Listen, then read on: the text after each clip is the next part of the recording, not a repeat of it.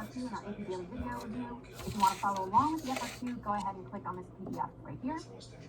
Let's jump in and get started. First, I want to point our attention to the most commonly used task verbs on every AP FRQ. This is found in the course and exam description. I took a snip of it there. If you want to go and review that, please do so. I'm going to highlight each of these 5 categories.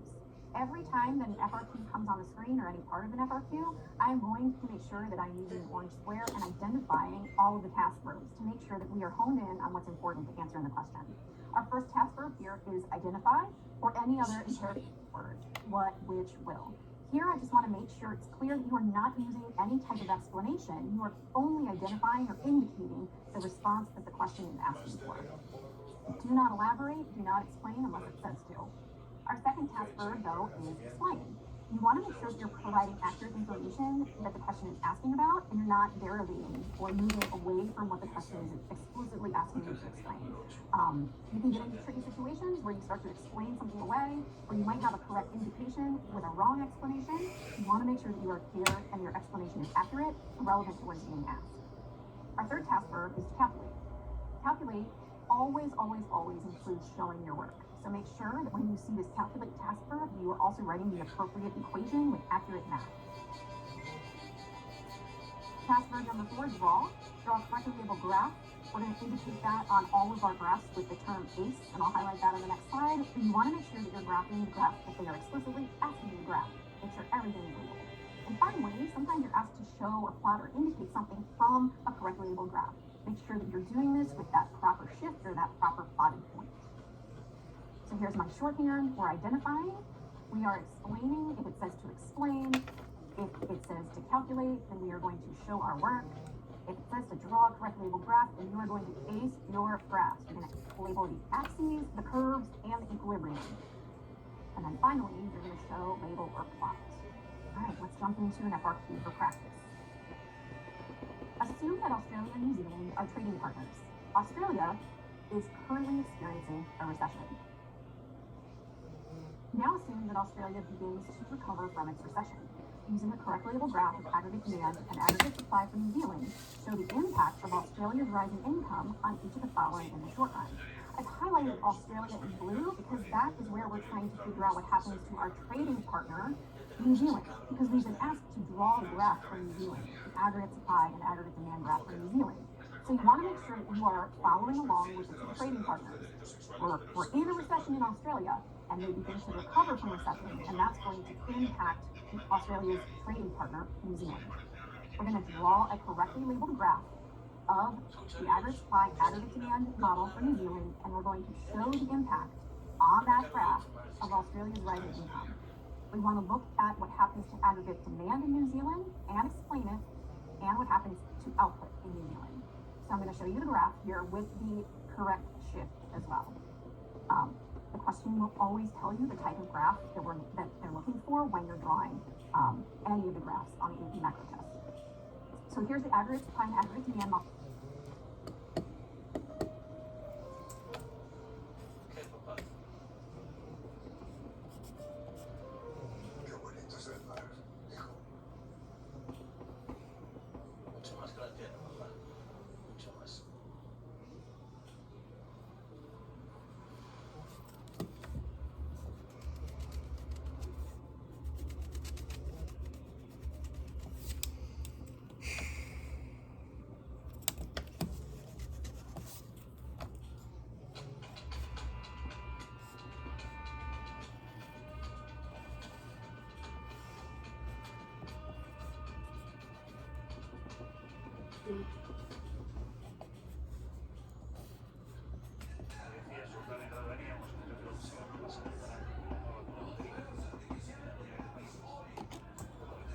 Model for New Zealand. We want to correctly label the graph with our axes first. Our vertical axis is price level, our horizontal axis is output. Then we want to label our curves correctly. We have the SRAS curve that's upward sloping and the aggregate demand curve that's downward sloping. And finally, we want to correctly label our equilibrium. Our SRAS at 81 is intersecting at the equilibrium where price level and output are labeled accurately. So if you have those 6 points, then you have ace your graph. Now, Australia is recovering from recession, which means that its national income is rising. If Australia's national income is rising, they now have more income to spend on goods domestically, but also with their trading partners in New Zealand. And if they're going to purchase goods and services from New Zealand, that means New Zealand's net exports will rise. So aggregate demand will increase from New Zealand because their net exports will increase. That's A1, and your explanation must be clear. A2, here you can indicate with the graph that output in New Zealand is increasing. When I had to learn the English language, something that I did incorrectly was I spoke the English language with Chinese mouth movements. That's what creates... Using a correctly labeled graph of the money market for New Zealand showed the effect of the output change in part A2 on the following. Remember from part A that New Zealand's national income rises. Why? Because their aggregate demand rose, because their net exports rose, so we are drawing this conclusion that New Zealand's national income is increasing.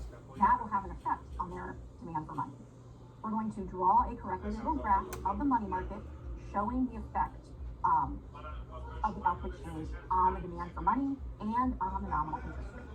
We're going to explain what happened to the demand for money in New Zealand's money market. So let's ace our graph first. We have a vertical axis with the nominal interest rate and a horizontal axis with the quantity of money. And we have a downward sloping demand curve for money and a fixed supply curve of money in this money market. Finally, we have an intersection equilibrium where money supply intersects money demand. And we have an interest rate, R1, and our M indicating that fixed supply of money. When New Zealand's national income increases, that means that there is higher demand for money in New Zealand. They now demand more money in order to purchase more goods and services domestically, but then also internationally. You also always kind of want to indicate with an arrow what's happening to the nominal interest rate, but as long as you have everything labeled correctly, that's also acceptable. Let's take a look at part C.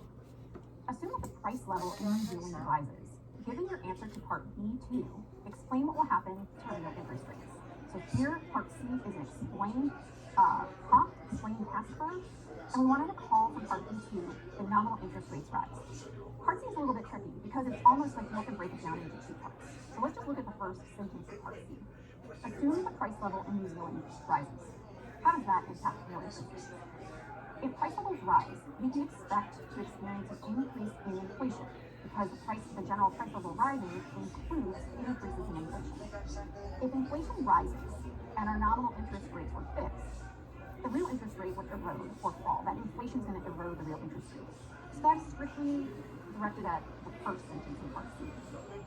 However, now we're also expected to take into account what happens in part B2. In part B2, our nominal interest rates rose. If nominal interest rates go up and inflation were to stay fixed, then the real interest rate in that situation would rise. So when you take the first sentence and the second sentence and apply what happens to the real interest rate, you have an indeterminate effect. Recall that your task verb here for explain must explain thoroughly what's happening to the real interest rate. So if you can explain correctly that increased price levels lead to an erosion of the real interest rate, while increases in nominal interest rate, if inflation stays fixed, will also increase the real interest rate, that's when you have an indeterminate effect on the real interest rate. Part D. Recall from the stem that Australia's economy started in recession, and that although recovering, Australia remains in recession, and its government takes no action. Indicate whether each of the following curves will shift to the left, shift to the right, or remain unchanged in the long run in Australia. Here we're indicating only, you do not have to explain. I'm just going to do a quick sketch like I would maybe in a margin.